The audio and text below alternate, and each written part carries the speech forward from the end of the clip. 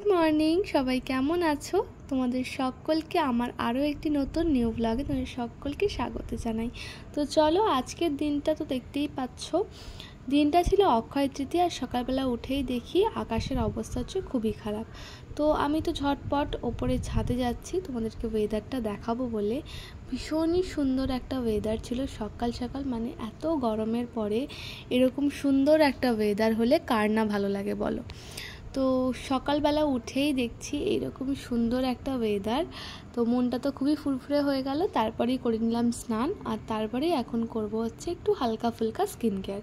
তোমরা আমার skin care মানে তো জানোই, আমার স্কিন কেয়ার মানে হচ্ছে জাস্ট একটা ময়শ্চারাইজার আর হচ্ছে সানস্ক্রিন। তো তারপরেই এখানে তোমরা দেখতে পাচ্ছ আমি খুব সুন্দর করে ঠাকুরকে ডাকছি, কারণ যেহেতু অক্ষয় তৃতীয়া। আর তোমরা সবাই জানো যে আমার অনেকগুলো বিজনেস আছে, যেমন মেকআপ, তারপরে তোমার আমার ব্লাউজের একটা বিজনেস আছে। তো যাই হোক, সেইগুলোই একটুখানি ধূপ টুপ দেখাচ্ছিলাম, ঠাকুরকে ডাকছিলাম। তো সকালবেলা যেহেতু মায়ের আর কি হয়ে গেছে সমস্ত কাজ, মানে পুজো টুজো হয়ে গেছে, তো তারপরে আবারও একটু ছাদে এসেছিলাম জামা কাপড়গুলো মেলতে।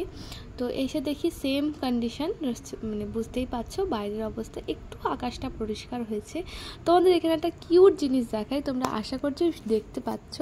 মিষ্টি দুটো শালিক পাখি বাসা বেঁধেছে এই বাড়িটার। এই যে এটাকে কি বলে আমার ঠিক মনে পড়ছে না। যাই হোক, দেখলে কি সুন্দর টুক করে ঢুকে পড়লো।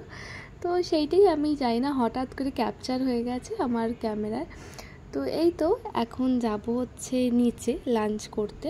তো তার আগে একটু টুকটাক জামা কাপড়গুলো ছাদে মেলে দিচ্ছি। আর এত সুন্দর ওয়েদার, কার না ভালো লাগে বলো ছাদে দাঁড়িয়ে থাকতে। আর এই সময় তো ছাদে অন্যদিন পাই ফেলা যায় না, কারণ এত গরম ছাদ হয়ে যায় যে পাই রাখা যায় না।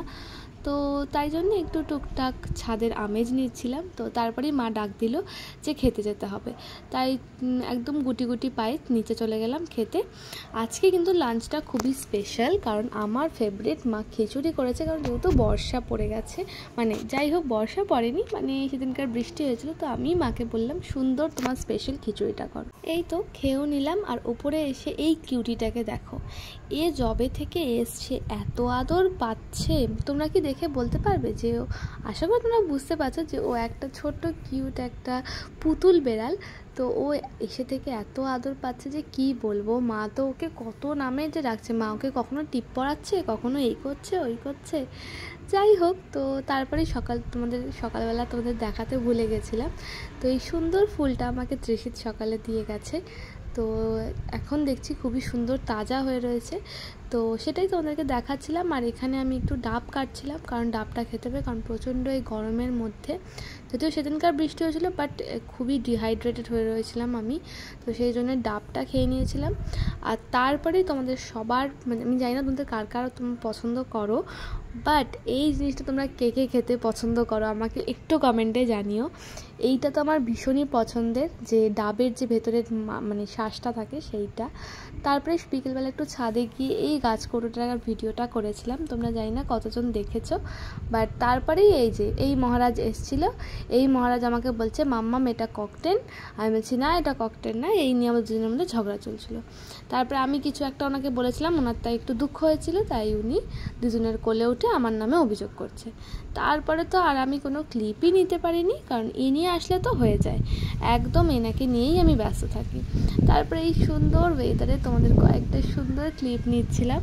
তো আশা করছি তোমাদের আমার আজকের এই সুন্দর মিনি ব্লগটা তোমাদের খুবই ভালো লেগেছে। তো এই ব্লগটা ভালো লাগলে অবশ্যই কিন্তু একটা লাইক কমেন্ট করে দিয়েছো। সন্ধ্যেবেলা বসেছিলাম একটু টুকটাক আমার কলকার কাজ নিয়ে, তো সেইটাই ছোট ছোট করে তোমাদেরকে দেখাচ্ছিলাম। তো আশা করছি তোমাদের সকলের আমার এই সুন্দর ব্লগটা ভালো লেগেছে। দেখা হচ্ছে খুব শিগগির নেক্সট কোনো ভিডিও।